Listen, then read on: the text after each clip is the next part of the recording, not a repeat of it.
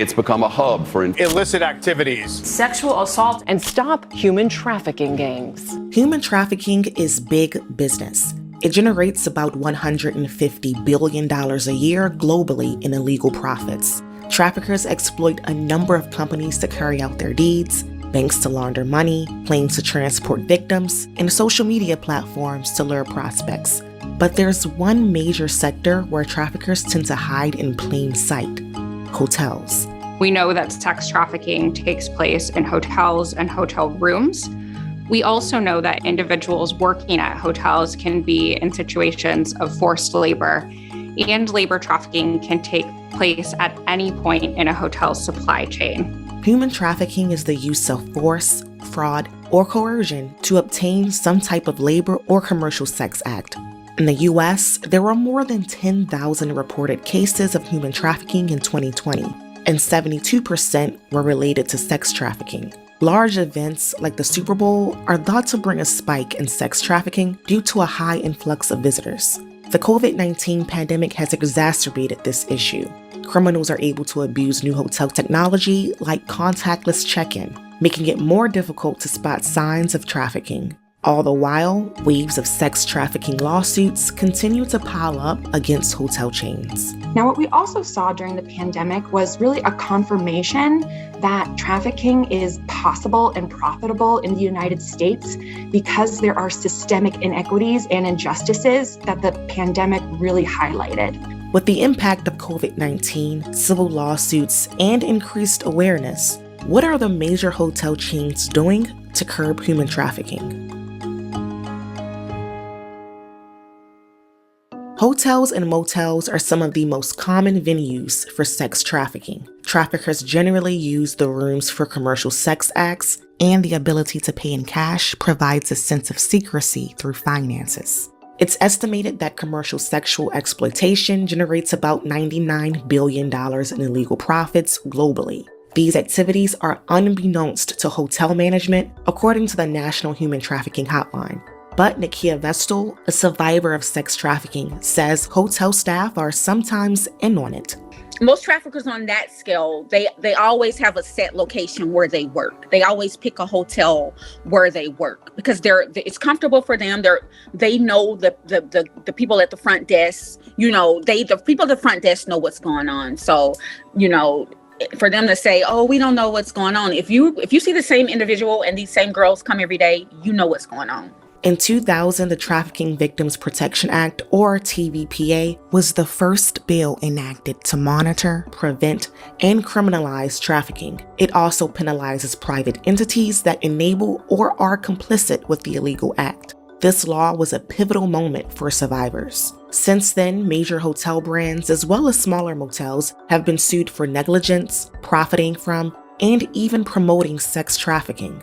Experts believe Risa Retrio filed the first ever civil claim against a motel or hotel for its role in human trafficking in 2015. The case was settled, and with it, hundreds of other victims have come forward with lawsuits. In 2019, 257 defendants were sued for sex trafficking, and 117 of the defendants were hotels, more than the 4 years prior combined. In 2020, 149 defendants were sued for sex trafficking, and nearly half were hotels. The hotels accused more frequently were Motel 6, Super 8 Motel, Days Inn, Red Roof Inn, and La Quinta. The low-scale motels, they know what's going on. If you have a hotel where you have porn, where you can go in and there's a channel, you click a channel, you turn the TV on, porn's on the TV, that's a red flag right there. Although they made up a smaller portion of cases, big-name hotel companies took the top headlines that year. In 2019, 6 major hotels, including Marriott, Wyndham, and Hilton, were sued by a woman for allegedly turning a blind eye to signs of trafficking in their franchised hotels to continue earning a profit. The defendants contend that they did not knowingly benefit financially from the plaintiff's sex trafficking venture. In the same month, 3 sex trafficking victims sued 3 major hotel chains in Houston for gross negligence. The U.S. Department of State estimates that there are 24.9 million trafficking victims worldwide at any given time. Human traffickers prey on adults and children of all ages and backgrounds, exploiting them for their own profit. People who come from systemically and historically marginalized groups are more likely to be targeted. Especially when it comes to labor trafficking of guest workers in the U.S. who are in the U.S. on temporary guest work visas are very often targeted by traffickers, often because there are certain loopholes in that system that traffickers are exploiting. On the sex trafficking side, we absolutely see greater risk with LGBTQ youth, especially runaway and homeless youth, as well as Black and brown girls and women in Indigenous communities as well. Now, communities who have, again, experienced historic discrimination and all of the rippling effects from that. It's been long believed that large events like Mardi Gras, the Olympics, and the Super Bowl lead to an influx of sex trafficking in the hotels of host cities. In 2021, the It's a Penalty campaign collaborated with other businesses, including Hilton Hotels, to educate, equip, and report human trafficking in Tampa, Florida during Super Bowl 55. As a result, calls in Tampa made to the National Human Trafficking Hotline saw a 166% increase compared to the same time period the previous year. However, there isn't any data supporting an influx in human trafficking during large events. Awareness campaign and media coverage is likely connected to an increase in reporting during these times. It's most likely that the same folks who were trafficked on Super Bowl Sunday were trafficked the Sunday before and the Sunday after, according to Polaris. These days, social media plays a big role in both recruitment and prevention. Traffickers can use it to impersonate, manipulate, and advertise their victim services. On the other hand, viral stories of sex trafficking attempts are sweeping the internet. But those sensationalized stories of attempted abduction in stores, malls, and parking lots can do more harm than good. Experts say traffickers typically use coercion or deception, not kidnapping and physical force. Now, one of the most common myths that we see perpetuated on social media will be things like kidnapping schemes.